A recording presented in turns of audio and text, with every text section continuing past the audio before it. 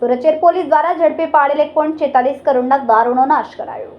સુરત શહેર પોલીસ દ્વારા એક મોટી કાર્યવાહી હાથ ધરાઈ હતી। માત્ર એક જ વર્ષની અંદર ઝોન 1 વિસ્તારમાં આવેલી 6 પોલીસ સ્ટેશનો દ્વારા ઝડપી પાડવામાં આવેલા ₹1.46 કરોડના દારૂનો નાશ કરાયો।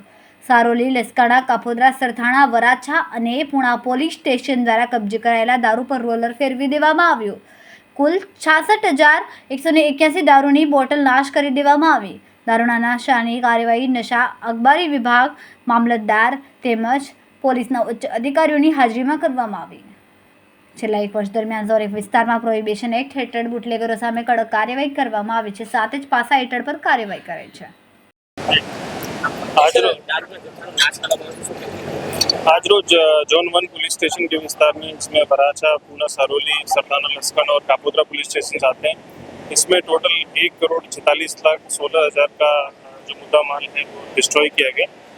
यहाँ पे जो कमेटी बनी उसमें हमारे सूरत शहर के SDM सिटी प्रांत साउथ और आबकारी अधिकारी श्री की हमारी कमेटी बनी और इस कमेटी ने अच्छे से काम करते हुए सारे मुद्दा माल को नाश किया। मोर देन 66,000 बॉटल्स थी और सारे को SMC के कोऑर्डिनेशन में सरकारी पंचों के सामने और फायर सेफ्टी और हेल्थ का रेगुलेशन जो है, जो गृह विभाग का जो नया सर्कुलर है उसके बेसिस पर हमने सबका नाश किया।